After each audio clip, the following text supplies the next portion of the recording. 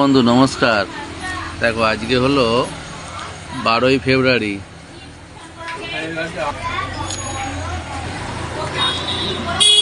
তো 9টা 14 বাজে, 12ই ফেব্রুয়ারি 2026। তো আজ দিকে 60 দিন পর ট্রেনের সব জায়গার টিকিট ছেড়ে দিয়েছে, যেমন বোম্বে থেকে হাওড়া, 13ই এপ্রিল আজ দিকে 60 দিন পর টিকিট ছাড়লো। রিগেট হয়ে গেছে পাটনা মেলেতে, আর বোম্বে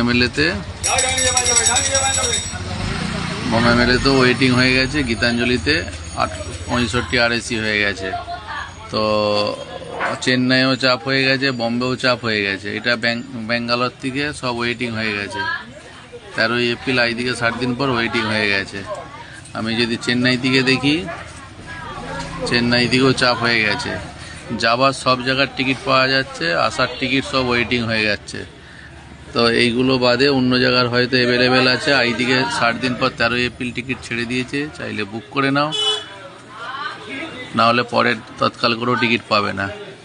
আর আমার ভিডিওটা একটু শেয়ার করে দাও, আমাকে একটু ফলো করে নিও এরকম ভিডিও দেখতে। ইউটিউব থেকে যেটা দেখছো আমাকে সাবস্ক্রাইব করে রেখো এরকম ভিডিও দেখতে। ধন্যবাদ। Happy journey.